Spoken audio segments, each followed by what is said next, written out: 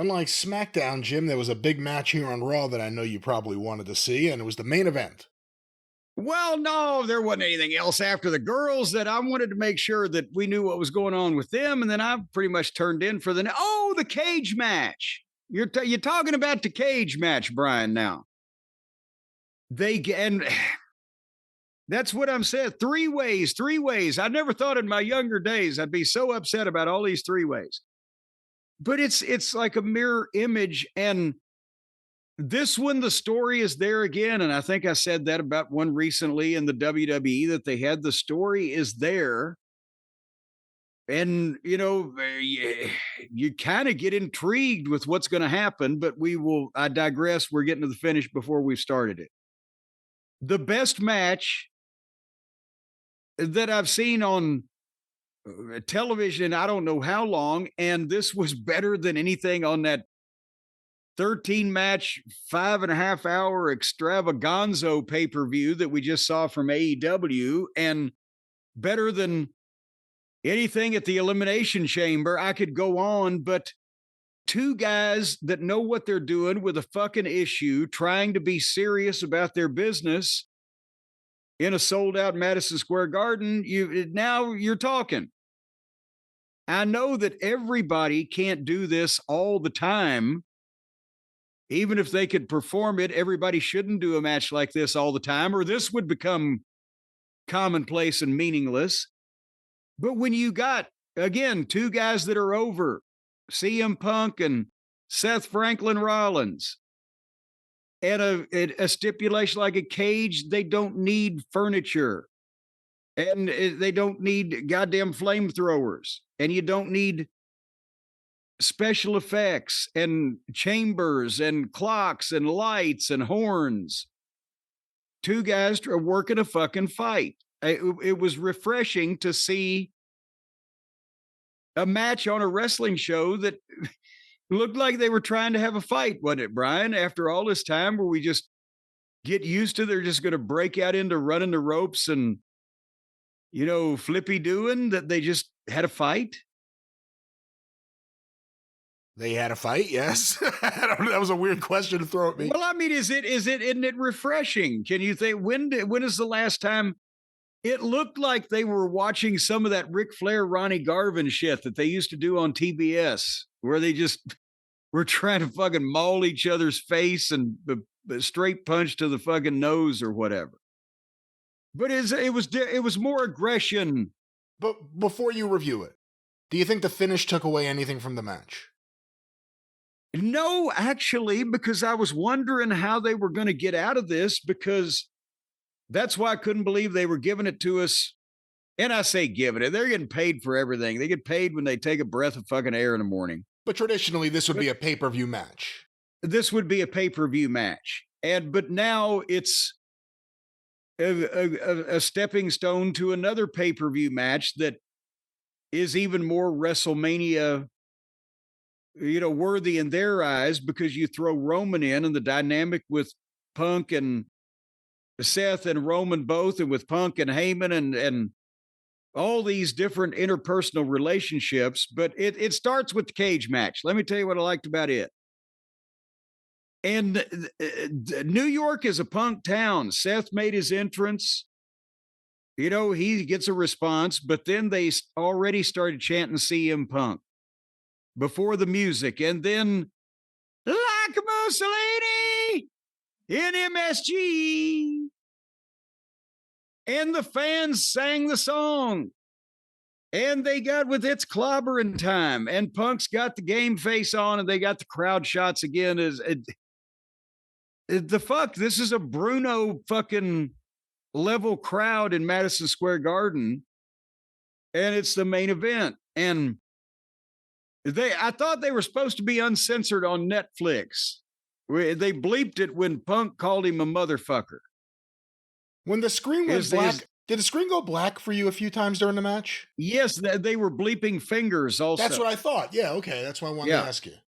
Well, they weren't bleeping. They were blacking out the finger. Yeah. Censoring, and they were audio muting the motherfucker. But maybe you can say fuck, but you can't fuck your own mother on Netflix. Is that in the bylaws? It makes you wonder if this is what they're doing on Raw and Netflix. Did they sit down WWE and say, listen, about that Cody Rhodes go fuck yourself moment, let's not have that happen again. Well, but I'm again, it's like when I was with Sinclair for Ring of Honor, where you could say the word ass, but you couldn't stick something in someone's ass. See, there's delineations of this. So I'm wondering and if you were a motherfucker, it wouldn't be that you're fucking your own mother. You could be fucking someone else's mother. You know the old saying, motherfucker I may be, but the mother I fuck belongs to thee. That was a Bobby Eaton. So maybe it's just the combination of fucking and the fact that the woman who's doing the fucking is the mother of someone. You think? I have no earthly idea how you ended up with that, but there's definitely some level of censorship going on, and middle fingers are a part of it. Yes, and Punk is 4-0 in Madison Square Garden. That's a way you use statistics to your advantage in wrestling. And they had built this thing all night, the packages and whatever, and the warm up, and finally here he comes. Punk comes in the door, and the fight starts. And it was a slobber knocker, a stem winder, a scrap even. And the people just started chanting CM Punk. So they are taking Punk's side in this. And Seth is a heel, even though he's not really a heel, but he's not the sympathetic favorite. And they were working a fight where the stiff slaps and, punches that stood a better chance of being a potato than normal. And it was like they sat down and agreed to apologize beforehand and say, we gotta make this look a little bit more legitimate than usual. And they got exhausted having the fight and got rubber legged, did a yay boo with aggression. And they had the body language going with it. And then Seth, for the first break spot, Seth gave him a buckle bomb into the cage, and it was a momentum changer. Instead of just, okay, it's your turn now to do some moves, and you could tell that they were going with what the people wanted, which was to see Seth be the more heelish figure, because Seth's buckle bomb then allows him to get heat on Punk. And allowing him to get the heat on Punk is because he's still not trying to fucking take a sledgehammer and bash the guy's brains in and kill him, but he's man to man. He's raking him against the cage, grinding his face. That kind of heat where he's not just a despicable coward, but he's mad at this fucking guy and he's on him. And then he invites Punk to walk out the door. Because they got the leave the cage rule up there, and the door is open. And that insults Punk, and he fires up and foils another buckle bomb attempt and hits a go to sleep and collapses. And then Punk gets up and starts getting on fucking Seth and opens the door and invites him to leave. And that's where the fingers got censored, Brian, or at least one of the spots. And then Punk worked on Seth and gave him the elbow off the top, and then a double finger that they missed because it was quick, and another elbow. And then the fans chanted one more time, and he got a third elbow drop off the top. And I mean, again, you've got guys in this business in various places that are setting fucking furniture stacks up on top of one another and taking bumps off balconies through this shit with the chairs involved in the middle and risking their lives, and people are just standing there staring at it. Or you got a guy and another guy that are working and have built a situation where the people are chanting over an elbow drop off top rope. This shouldn't be that hard to figure out. And he gives them the one more time and cover and 1, 2 kick. Ah, God damn it. And then Punk said, well, I'll take care of this. And he goes up to the top of the cage because he's going to come off the top of which is a big ass fucking cage, by the way. But Seth sees that and he climbs up to the top. And they sit on the top and they have a fight. And Seth almost falls off, but he gets the ropes underneath him and grabs Punk's head and superplexes Punk off top rope. And boom, and cover 1, 2, and kick. And that's when the people chant, "This is awesome." And then they start fighting on their knees, but they get to the feet and they're trading punches. Boom, boom. And again, sorry you moved, And then Punk hit another go to sleep. Cover 1, 2, big pop on the kick out. And then Punk went for another one, but Seth rolled into the STF. And he milked that, but Punk turned it into the Anaconda Vice. And Seth had to gouge the eyes to break it. But then he hit the curb stomp. Oh, my God. And cover 1, 2, kick out, big pop, and a CM Punk chant. And the best part about this is, besides the fact they're building this thing and going back and forth, the selling and the registering and the reaction time and the timing of in between the facials, the body language, the pain on the face. They got something going here. And then Punk foiled another stomp attempt and hit the go to sleep again. 1, 2, kick out. Huge pop, and Punk is gobsmacked now. What the fuck? And then the fans start singing Seth's "Whoa, whoa," or whatever the fuck. And then Punk curb stomped him and got a 2 count. And again, the selling and the facials in between. And now Punk is by the open door. And the announcers again say he could walk out. But Seth is screaming, "If you want this, take it from me." So Punk rushes him and goes for the GTS again, and Seth slips it and gives Punk a GTS. And then a curb stomp and cover, and they know this is it. 1, 2, kick out. Holy shit, big pop. And then Seth is like, God damn it, he goes to the open door. But he won't leave. He gets up and comes off the second rope with a curb stomp. And boom, and Punk is laid out, and Seth is registering what he's just done, and he's cussing Punk, and all of a sudden you hear the crowd erupting, but they got a close-up on it in the ring, so you don't know, and all of a sudden, hands grab Seth, and it's Roman Reigns. He grabs Seth and pulls him backwards out the door and throws him to the ground, and the bell rings. Seth Rollins is the winner. And then he gives Seth the Superman punch and a spear, and the people start chanting OTC at the top of their lungs, the loudest chant yet. And Roman gives Seth the curb stomp on the floor, and he's going to do it on the stairs, but then, because remember, he's getting even for what Seth has done to him in the past. But then Pierce and the officials run out, stop him from giving the stomp on the stairs, and Roman looks up, and Heyman is in the cage helping Punk up and trying to console Punk, and I think maybe he was about to give him mouth to mouth.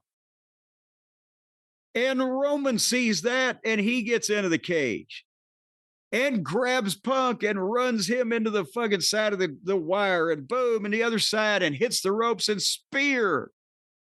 And Heyman is mortified in the corner. Oh my God, his hands almost covering the jowls on his face. And we go off the air. Now that was 30 minutes of fucking wrestling television, folks. Brian, am I just too easily pleased these days because nothing is ever any good? Well, there's good stuff, and this was very good, and it was a great match, and they had the big angle afterwards. I guess I'm not as enthused because I'm not looking for another 3-way match. It was the kind of what you started with, talking about this review, and that's what this is all. Oh yeah, I don't want a 3-way, but I loved how I loved the match and the finish and everything. Do you think they kicked out of too much stuff? No, because of Again, there's no rule of thumb. And once again, nobody had a baseball bat. It was every time that they had a logical reason. Either one time, boom, the guy gave the other guy the fucking big move and he's thinking, should I walk out? No, I don't. I want to fucking stay here. And it made sense and it was logical because blah, blah, blah. Or another time, a guy gives the guy a big move, but he's so worn out that he falls over and he can't capitalize. Or another time, he does give him the big move, and by the time he crawls over there 1-2, and it's barely a kick or whatever, but it didn't slap you in the face, insult your intelligence. It looked like these people were absorbing this shit and their body language and their level of selling of exhaustion and etc. didn't just wave it under your nose. Oh, this is all bullshit. And when you think about it, you know, a superplex now, you got superplexes where the guy that just got superplexed bounces up and to his feet and picks the other guy up and suplexes him. In this one, a superplex was holy shit and struggling for a cover and oh my gosh, just barely. These moves are, there's something a human being should be able to endure, one would think, even if they're wrestling finishes. It's not the concerto. If it was real, it wouldn't be automatic brain damage to suffer the go to sleep, right? So I can see this because of the way they told the story. There's no rule of thumb, but some things are just preposterous on the face of it. Neither one of these guys stabbed each other in the head with a screwdriver. Either. Correct. I didn't like, because it took so long when they stayed with the shot on Rollins, even though clearly the fans were popping like someone was coming out. Yeah. It lasted for too long. He took them too long to get to the ring, or they were because it was all the way from the back rather than from the side, like you just talked about, the short entrance. Yeah, that's my biggest criticism. Tip you. Well, it did tip you that something was about to happen, but at the same point, I think they kind of blocked it out good because he was on the other side of the ring from the announcers. So if the camera wasn't shooting it, they couldn't see him coming down the aisle. So at least they got that part. But that was another exciting episode of Raw in front of 20,000 people in Madison Square Garden. Who would have ever thunk it a few years ago? Indeed it was, and that was WWE Raw on Netflix. And of course, if you were expecting a 3-hour wrestling extravaganza, like the good old days on the USA Network, you may feel ripped off, you may want to sue. Well, but if you did, then the opposing counsel would remind you that you're not watching the commercials. If you watch it the next day, you can get rid of all of that, and then it's only 2.5 hours, because the opposing counsel, in this case, would be the man, the myth, and the legend himself, this man. Call Stephen P. News.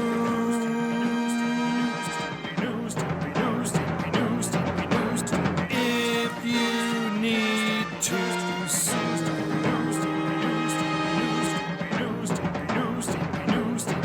An outlaw mud show or two. He'll sue the rest. That's right, ladies and gentlemen. Stephen P. New at newlawoffice.com, 877-50-STEVE. If you tried to engage in frivolous legal conduct, he would be offended, much like that I'm offended when people engage in frivolous wrestling conduct, and he would take the opposing side to shut you down. But if you have a legitimate case, if you've been wronged or stolen from or harmed in some type of way by a big corporation or some heartless individual or entity, Stephen P. New is the man that represents justice for the underdog. He takes up for the little guy. And even if you're a big fat fuck, you're really small in the overall scheme of things. Imagine what you look like, you 600-pound fat fuck, from a shot from the sky taken from one of these space satellites. You don't look like nothing. So Stephen will take your case too because you're minute and microscopic. Stephen P. New, newlawoffice.com, 877-50-STEVE if you're a little guy or just an unimportant son of a bitch. That's right. Stephen P. New, the man for you. Newlawoffice.com, 877-50-STEVE.